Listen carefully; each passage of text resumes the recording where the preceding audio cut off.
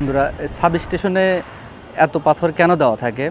আপনারা এটা হয়তো দেখেছেন যে সাবস্টেশনে মাটিতে অনেক পাথর দেওয়া থাকে। এই পাথর কিন্তু শুধু সৌন্দর্যের জন্য না, এটার পিছনে বিজ্ঞানসম্মত কারণ রয়েছে। তো প্রথমত এটা বিদ্যুৎ থেকে নিরাপত্তা দেয়।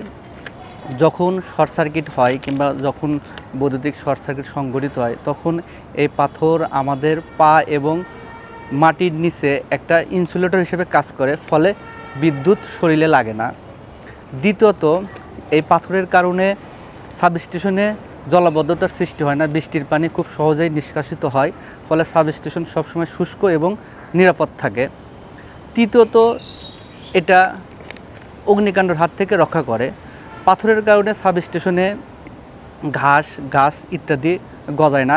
এছাড়াও এটা মানুষ এবং অবাঞ্ছিত অনেক পশু পাখিকে সাবস্টেশনের প্রবেশ থেকে বিরত রাখে। গুরুত্বপূর্ণ জানতে হলে আমার ভিডিও দেখবেন। আমি এভাবেই ধীরে ধীরে আপনাদের সাবস্টেশন রিলেটেড ভিডিওগুলো শেয়ার করব। ভিডিওটা যদি ভালো লাগে অবশ্যই লাইক, কমেন্ট, শেয়ার করবেন। ধন্যবাদ।